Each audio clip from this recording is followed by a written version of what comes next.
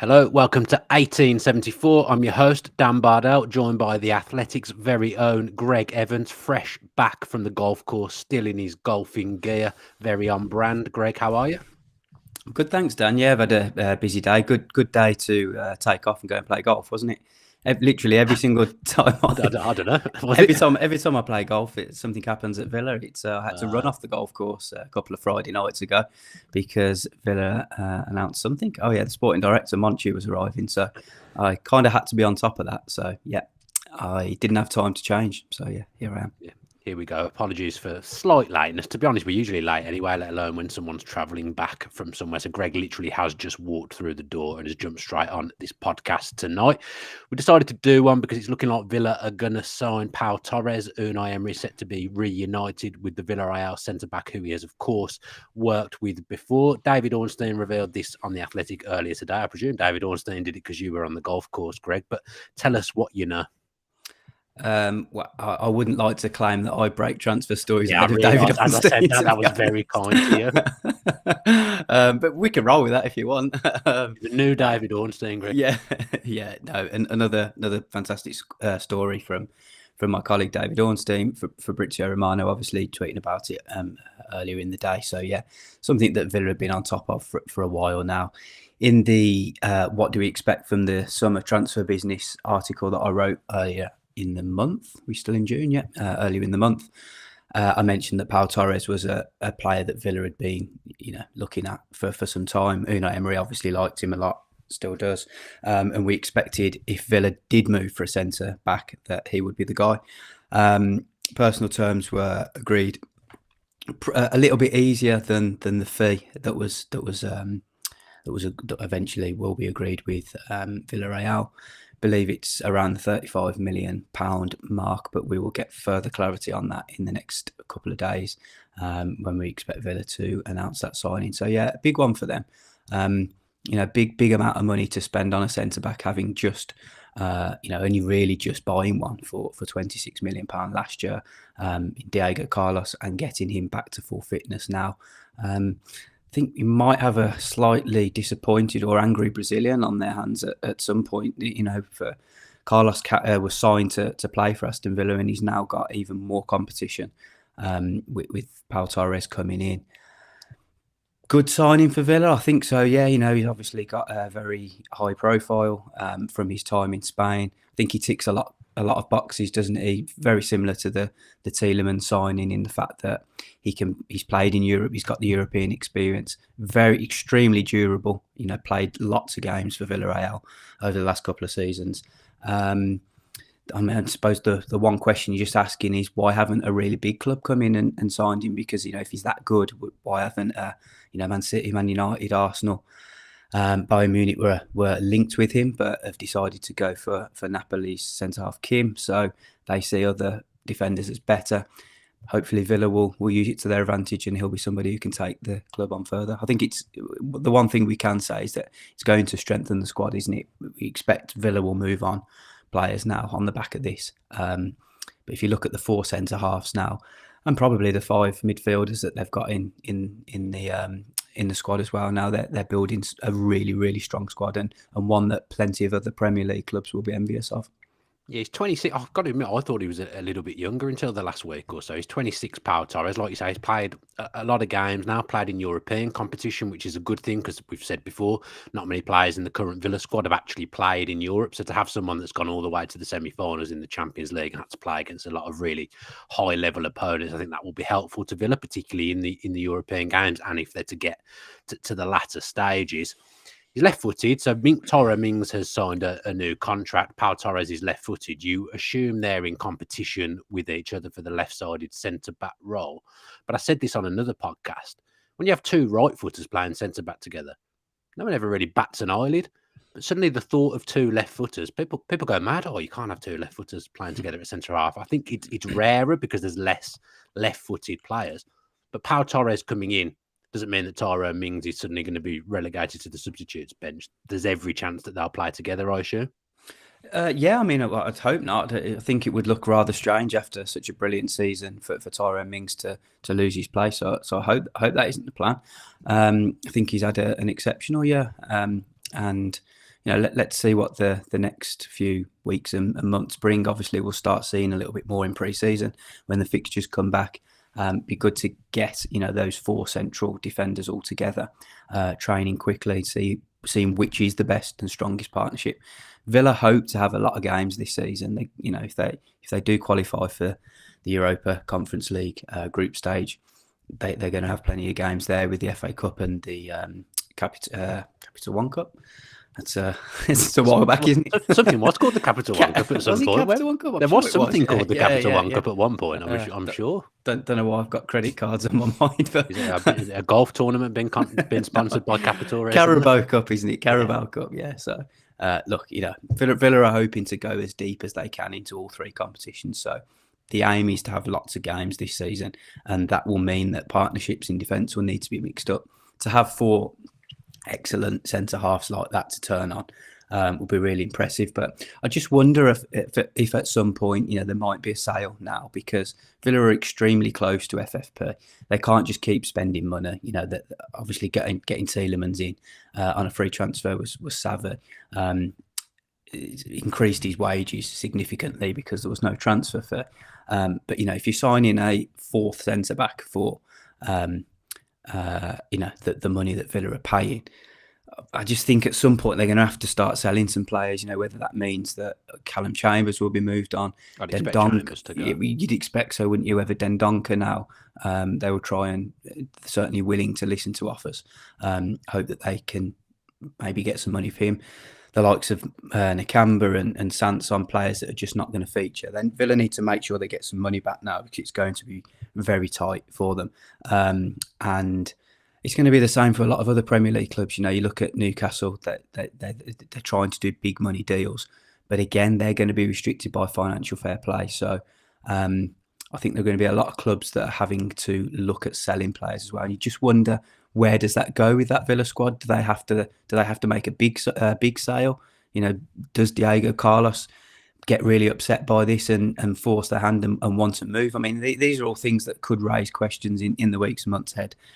If Villa do have the 4 centre halves that they have got now going into next season, I think they'll be really strong. But at some point, they are going to have to get some money back through sales. I get that. There's players there that are probably surplus to requirements. If you can get maybe 25 million, probably been a little bit generous there, back for all those players that you've just mentioned. I mean, Dendoncker cost £13 million himself a year ago. You'd probably want to be recouping somewhere near that. If you would say you're looking at 25 million for all those players that you've just mentioned, that will help. And then obviously some of those players are actually on relatively high wages as well, probably higher than they should be. That frees up more money. But I'm under the impression that Villa have still got a fair amount of wiggle room with FFP, and that they're going to spend serious money this summer, because they're still, I wouldn't have said centre-back was a priority for Villa this transfer window, but Emery's obviously got a player there that he's really fond of, that he wanted to get in, so they've done it. And I do think I don't know whether it's a marquee signing, but I think it's a high-level signing for Villa, because if you watch him play, the defenders have done well on the ball this season and got a lot better as the season's gone on. But this guy is beyond comfortable on the ball. He's someone who will do tricks and flicks and get himself out of trouble defensively, isn't he? He's very, very brave on the ball, very good at carrying the ball forward as well. And it just might open up a new dimension in how Villa play. And on Mings and him playing together, because at the moment the right back tucks in and it at times becomes a back three because Moreno's been so high up the pitch, that actually kind of takes away from the 2 left-footed thing being a problem, because if it almost becomes a back three, then you've got one of them on the outside of the back three, the right footer on the other side of the back three, and the left footer in the middle. So the way Villa play, it kind of negates that problem a little bit. Yeah, I think so. I think we all know that the left-sided defender, the left-sided fullback gets forward, and the right-sided fullback typically tends to stay back and joins in to make a 3-man defence at times when Villa are defending and building up. Will Unai Emery look at maybe a three centre halves lining up in those 4 positions? We'll wait and see. I mean, again, a little bit unfortunate for Matty Cash if that's the case. I think that he'll be obviously wanting to play regular games this season as well, especially with Ashley Young going. We've seen Villa have been linked with a few right backs already. Whether any of those come off, we'll wait and see. But I think the defence is looking relatively strong now. Not sure. I think Torres' style will really suit Emery because he knows, obviously having him at Villarreal before and help him mould him in the way that he has developed, because the last 3 years have been really impressive for him. That will give him a head start. Emery will know exactly how he wants him to play, where he'll want to fit in, and Torres will know the demands as well, because having played under him previously, and you wonder if there's a sort of Spanish left-sided feel to Villa's defence in the future with Moreno and Torres. Again, I hope it doesn't come at the sacrifices of Tyrone Mings, because I don't think it can. On the back of his brilliant season, I don't think he deserves to lose his place. I mean, it's very, very early days, so we don't know. We're just second guessing now on what the plans are. And as I previously mentioned, there are a lot of games. So yeah, I think it's interesting. Mings and Consta, though, in fairness, they had to play pretty much every game last season, both of them. It's good to have those extra options and have different players for different games. It may be, that in Europe, maybe you see Carlos and Torres together, obviously the two that have played under Emery before and both played in European competition for Emery before. It may be in Europe that you see those two, and more so in the league. Some of the time you see Consta and Mings. Consta, I still think Consta, if you look at how Emery played at Villarreal with 1/4 playing right back, I don't think it's beyond the realms of possibility that Villa don't actually sign a right back, and that Consta plays a fair bit of football there. We saw it in the Wolves away game. Consta moved across, and Diego Carlos came on it towards the end of that game. I think with a full pre-season to work on that kind of thing, it wouldn't surprise me. And I think if we were to bring someone like Tyler Adams, who you've wrote about, in as well, someone who's a central midfielder but has played a lot of football at right back. Yeah, these multifunctional players, it might be that you don't actually see a proper regulation right back actually come through the door, and at Villa have got these different things. The concert at right back thing would fit in very nicely with what he did with 1/4 at Villarreal. Yeah, I think so, 100%. We've been waiting to see that almost at some stage, at some point, haven't we? Last season, something I wrote about quite a lot. I think with Cash as well, even if Konza does move to that right back position and they do sort of alter it, I do still think Cash will get a lot of minutes, because we've seen that Emery likes to double up almost on his fullbacks when holding out a game. Of course, Cash isn't going to be wanting to be somebody who keeps coming off the bench just to see out games. He wants to start games, and I'm sure he'll have his fair few if this season in various competitions. But the defensive approach from Emery, I think, will guarantee most of those defenders plenty of game time. With Tyler Adams, it's something that Villa are certainly interested. They have been for a while. There are plenty of other Premier League clubs interested too. Leeds really want to keep hold of him. Whether a new ownership group are able to persuade him to stay or not remains to be seen. Probably quite similar to when Villa were in the Championship and were trying to keep hold of Jack Grealish, and we're always facing those tests and managed to in the end. But when you've got a real star player, it's hard to keep hold of him. And I do see him playing in the Premier League next season, whether that be with Villa or one of the other clubs that are interested in him. But again, for Villa, they don't want to be spending too much money on transfer fees, and to sign someone like Tyler Adams, he's going to command a big fee. And Villa really do have to be careful now, because they're heading into a time where they're desperately trying to increase revenues through various streams that we've seen. They need to be getting better commercial deals. They've increased the season ticket prices for obvious reasons. They've just got a controversial betting partner signed up for the season, but the reason that was done was because it was the best sponsorship deal on the table. Villa looked at it and thought, well, if we're going to get around about £10 million, which was double what they were getting from Kazoo, and that's going to help lighten the load on financial fair play, then we're going to go for it. Yeah, it's come with controversy, but Villa are looking at the future of the club more so than anything. So these are all things that Villa are going to look at in the future. I think, we know that they still want to get an attacking striker or a wide player, someone in that position. Nico Williams is a player that Emery really likes and would love to sign. still waiting to find out whether he signs an extension at Atletico Bilbao. There are a couple of other options. We know again that Emery likes to build his team around wide players. He has done for a very long time. He watched the Deportivo La Coruña team of 2000, I think, and that's when he started to really think about how to build a team around wingers, and he has done with almost every team he's had since. So a couple of other names that are already out there. Harvey Barnes is one potential option. Be interesting to see whether Wilfried Zaha comes back into the conversation as well. Obviously somebody that Emery tried to sign at Arsenal, and a player that has been offered to Villa in the past, but it was around about the same time that Leon Bailey came in, and Villa decided that they wanted to put all their eggs in the Bailey basket at that point, and Zaha stayed at Palace. So yeah, a couple of options to look at. Villa have missed out on a couple of players already.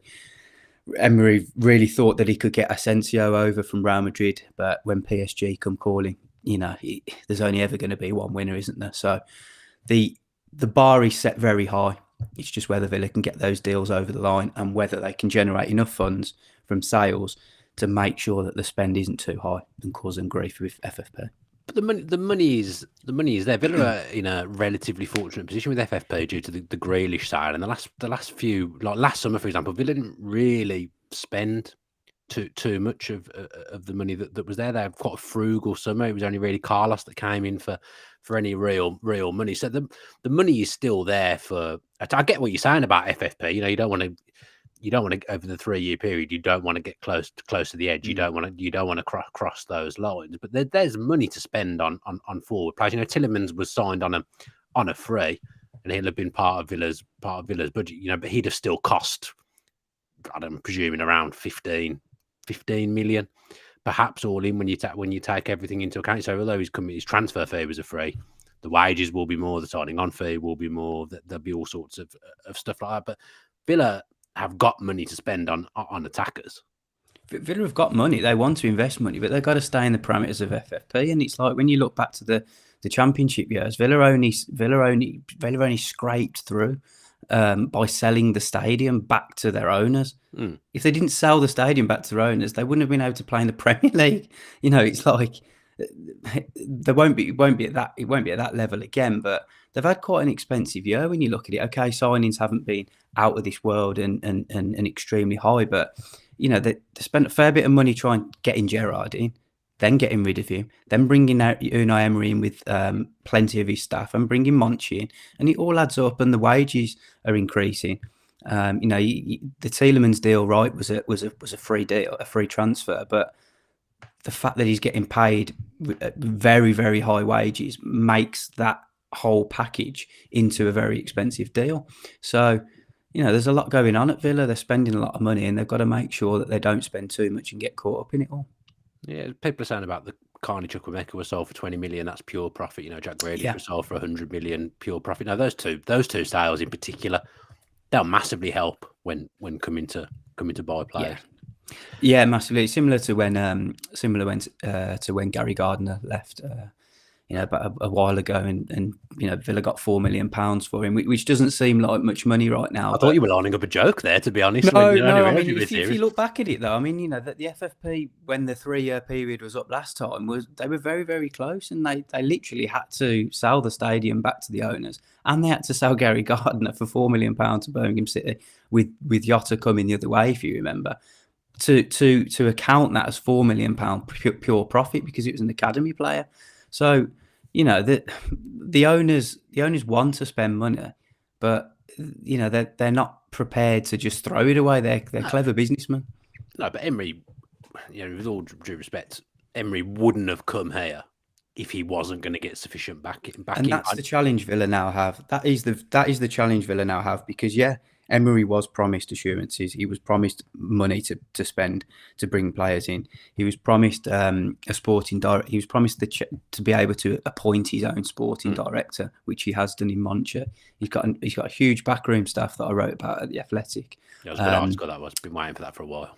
Yeah, just for those who haven't read it or don't subscribe, it just goes into all the details about all of Emery's support team, the reasons why he appointed various coaches or brought a video analysis with a video analyst with him, the reasons why he's brought 2 new recruitment staff with him who he used to play with 20 odd years ago, all long-term allies. So it's almost an empire that he's building here and at Villa, and he's been promised all these things, and he thinks Villa can sign Real Madrid players in Marco Asensio, and it's just not that easy. So just got to have a bit of a reality check. That would have been an expense. I know it's a free transfer, but that would have been a hell of a, the money involved in that would have been astronomical. So that, let's say he'd have turned around and said he was coming, that money is still there. That money's still available to get in a forward player.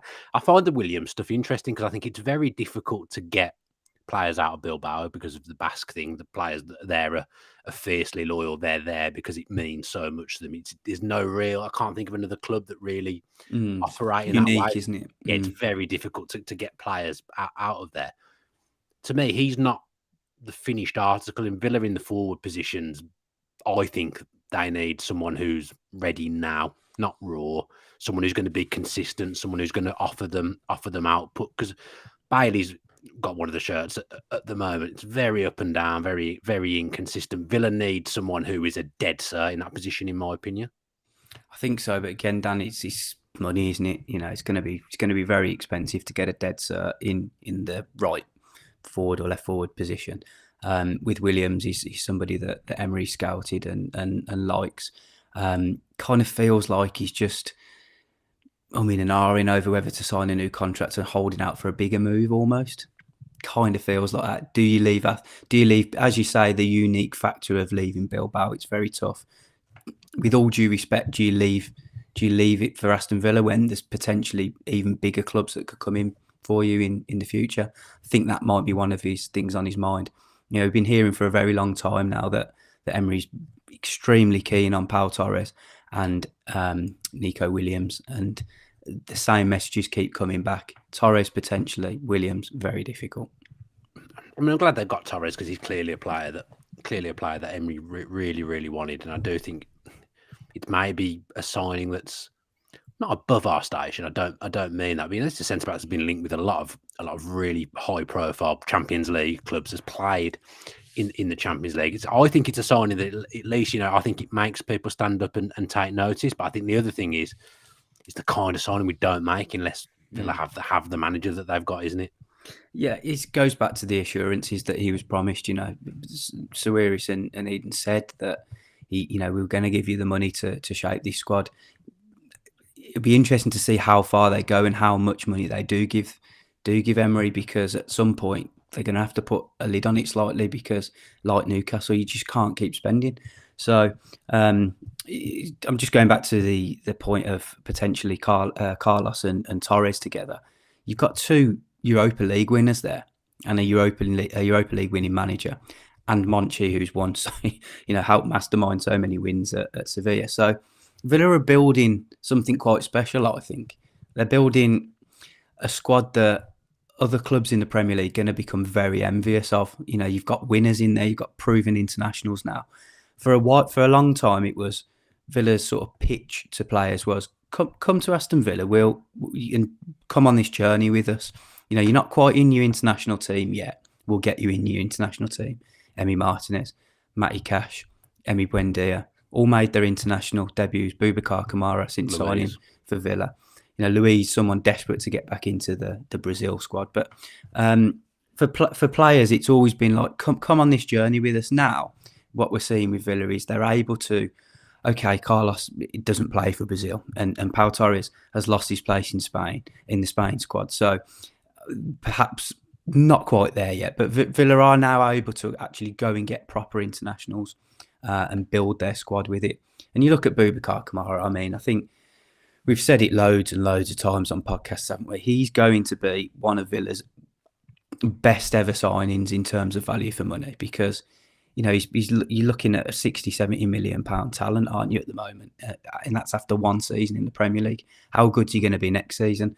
And that might be something in the owners thinking. They might be thinking, right, well, next year we can move on a player like that for big money because they're going to go on to bigger and better things anyway. Is this the right time to sign, to let them go when they're at the premium rate? They go to someone, a PSG, etc., or a Barcelona, or a top club that are in the Champions League, and Villa back themselves to go and replace them with quality signings, like Brighton seem to do so well. Not saying that Villa are a selling club, but that is good business to buy a player for free, get a couple of years out of him, and sell him on for a very big amount of money, and then replace him with players who you feel can fill in. Yeah, I think Villa's biggest strength at the moment is the fact that I don't think they've got. Not when Grealish was there, he was the star man. He was the star player. I think Villa's strength here is that they are a team. There's not one individual, I would say, who is the standout player in that team. I think, I suppose, Emi Martinez to an extent, obviously, as a World Cup winner. But generally, I think they're just a well-oiled machine. They're a good team. They defend properly now. They can control the football match pretty well.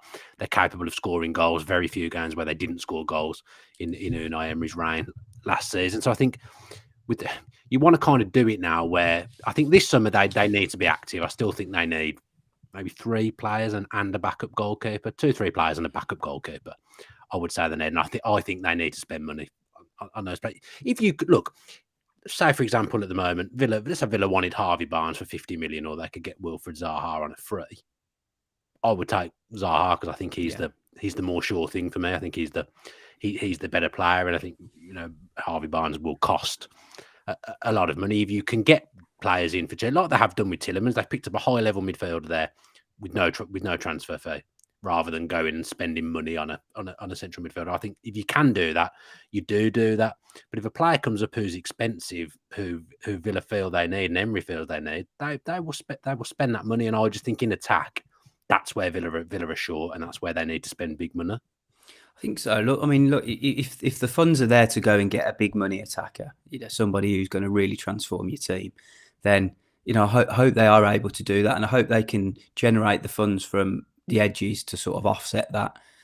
But you're looking every year really to do a sale. I mean, Chukwuemeka was that January or the last summer? I can't remember. 20 mil last summer, wasn't it? And Villa were expecting a sale in Keenan Davis. They were expecting him to go to Nottingham Forest, and that didn't come off. So they did look.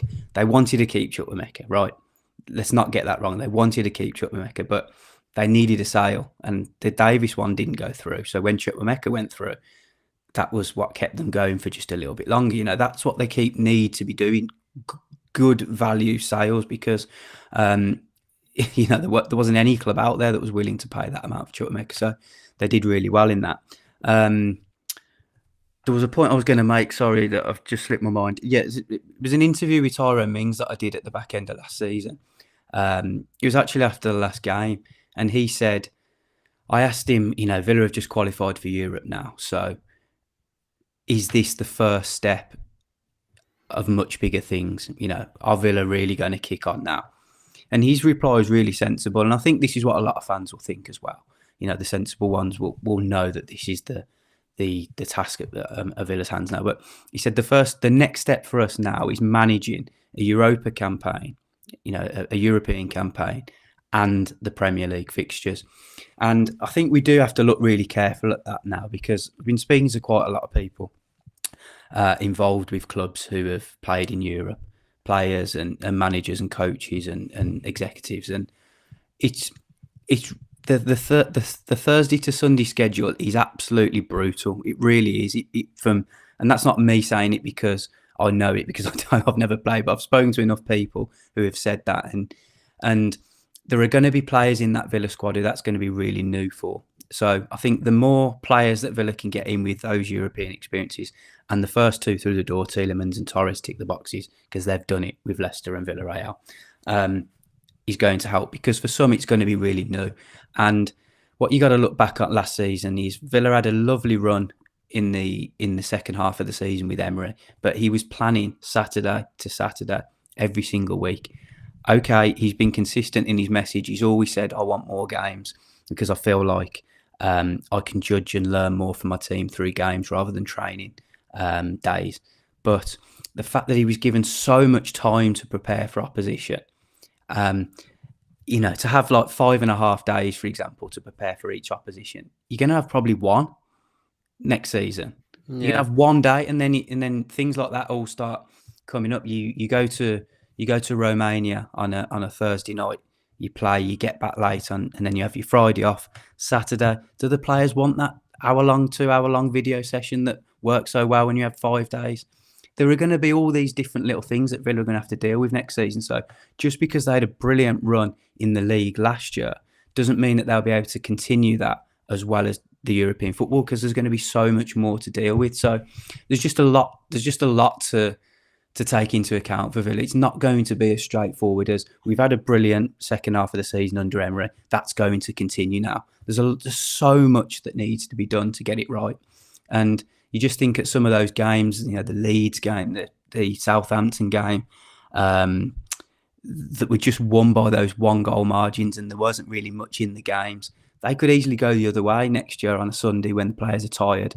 So I'm sorry if this is only really defeated. You are getting a lot of people in the comments saying that you're being very negative and have been too negative. Right, I'm sorry. You've had a bad round of golf today. I've actually played really well.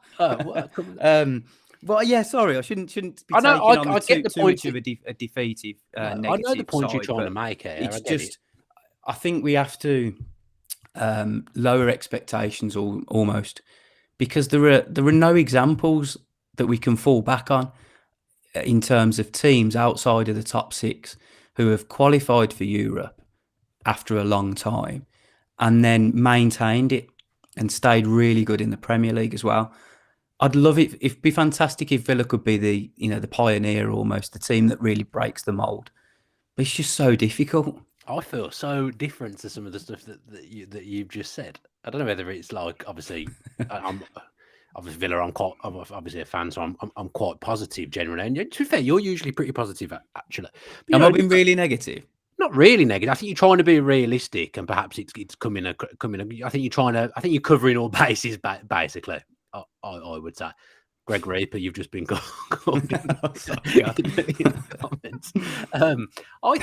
You say that about Premier League, but West Ham got to the semi-finals of the Europa League a couple season before last, and they finished top 6, top 7 from what I remember. I just think Villa having Unai Emery, my belief is that Villa can go far in the Europa Conference. They can go far in the other cups, and they can push towards finishing 6th, 7th again. That's my genuine belief with this team, and I think all the things that you're saying is the reason why they've got to spend. Surely they'll have to spend some money, because they've got to make the squad bigger. Because that's my complaint at the end of last season. I remember that Brighton game. We couldn't change it either way. If we were hanging on a touch. We're winning by 1 goal, going into a crucial last 10 minutes. There was nothing to bring on particularly to shore it up.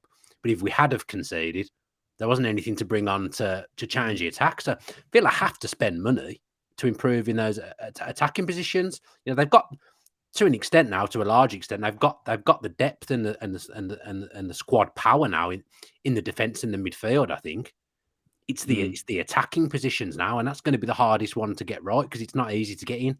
Forward players are the most difficult to get right in the Premier League, I think, and they've got to do it, and they've got to do it in the right way, because you don't want to be suddenly taking Ollie Watkins away from all the things he's done that he's been good at in the second half of the season, with him perhaps having to change role slightly. You don't really want to do that, but you need different options. So Villa need to bring in another attacker, because they need something different to Watkins. And Watkins isn't going to be, he's been so durable, he isn't going to be able to do that for 60 games. Let's say Villa have 60 games. They've got to get another high level attacker in, and they've got to get another high level winger in. They just have to.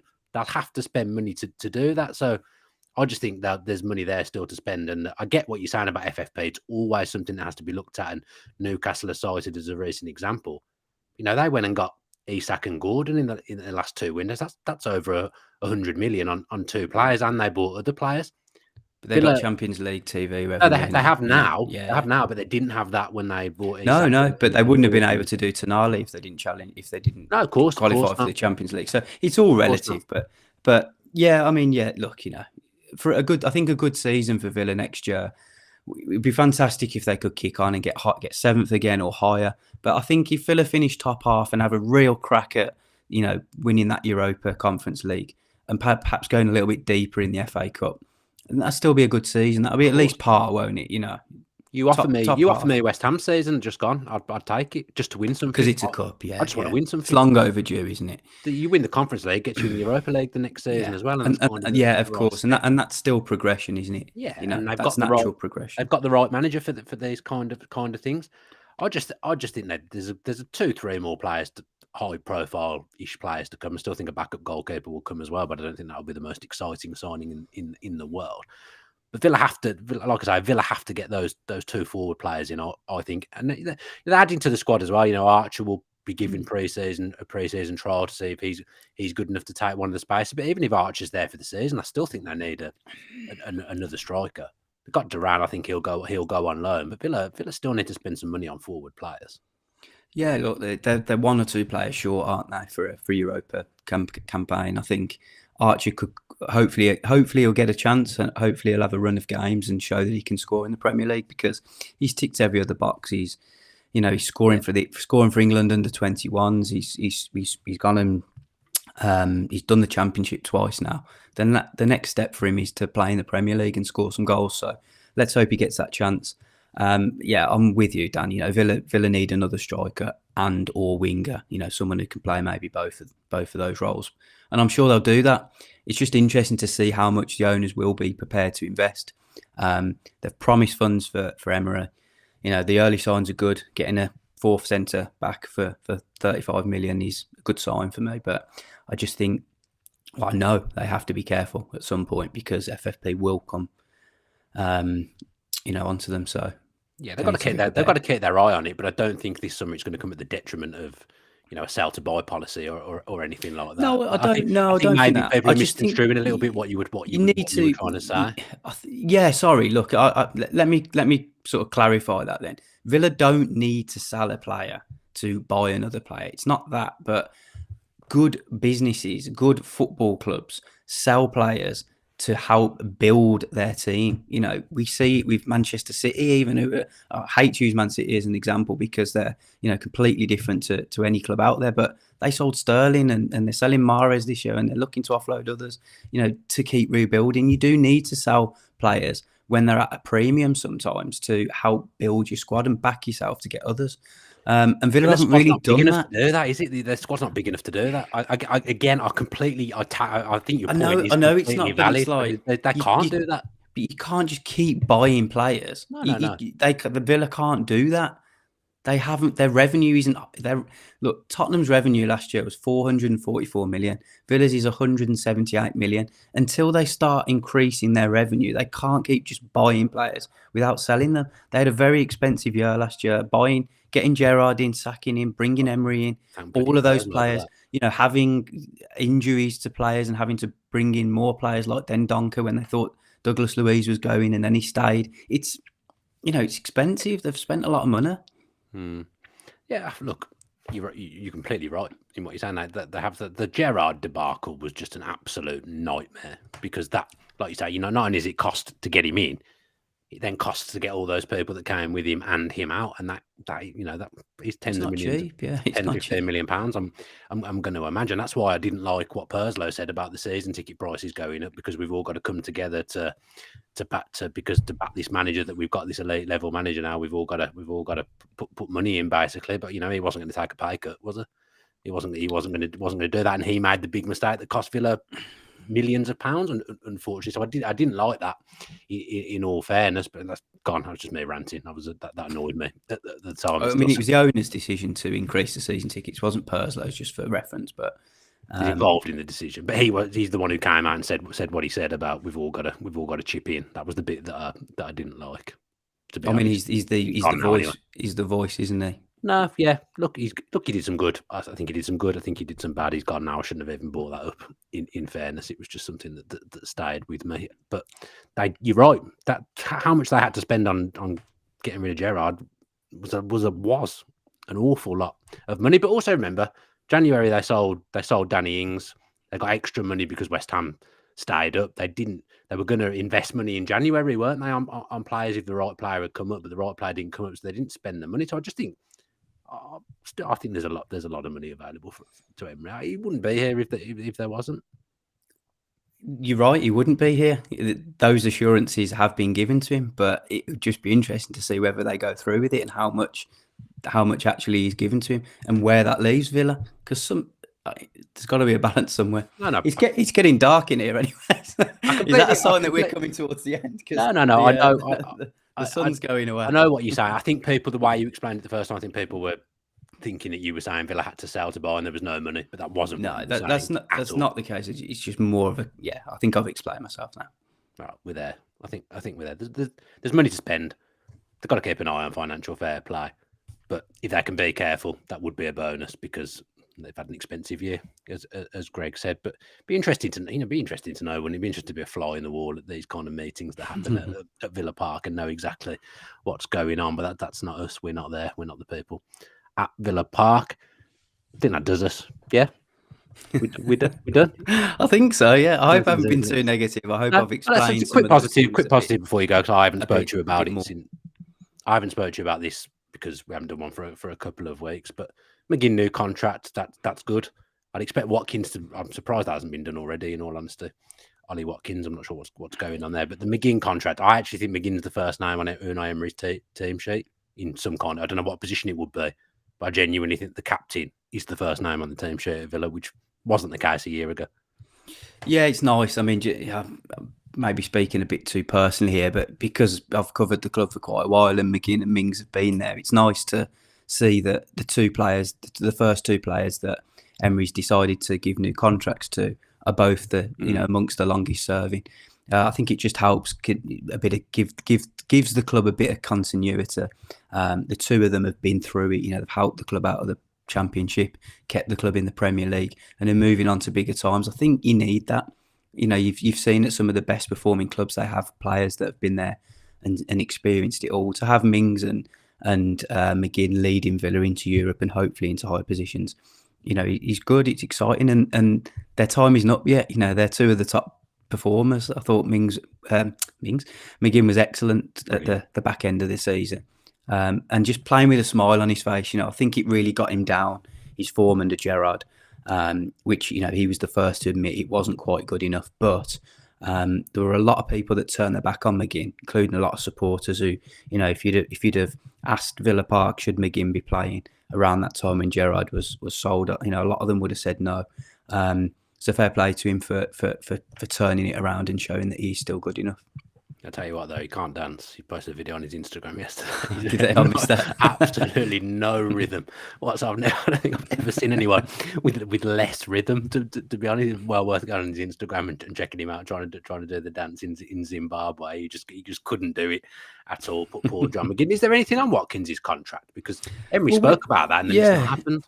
Yeah, so I mean, I was told right at the back end of last season that talks had started and that they were expected to sort of progress quite quickly.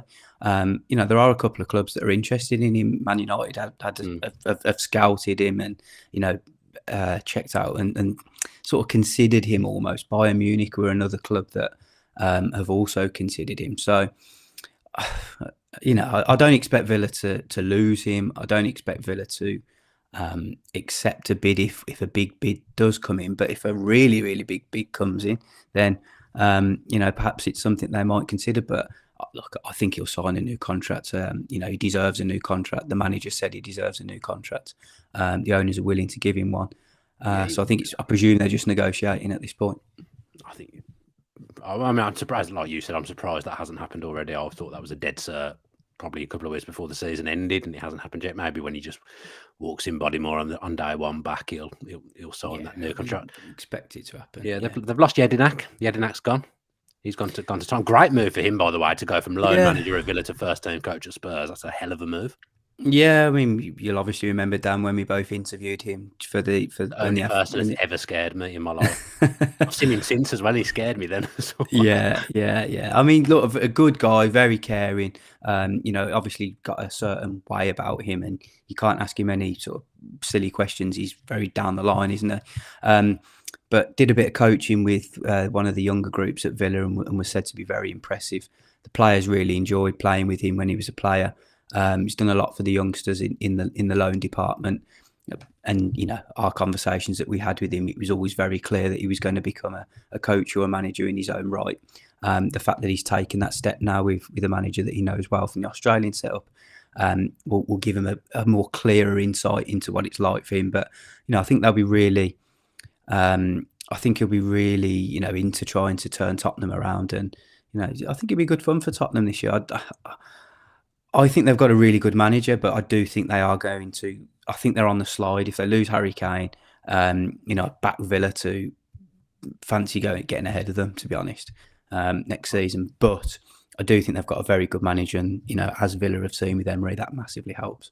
Maddison's a good signing for them, isn't he? I think Harry Kane will be there. They'll just bank on that they have a good season and are able to persuade him to sign a new contract. That's all they're doing now, I think. I don't think they'll sell him to anyone.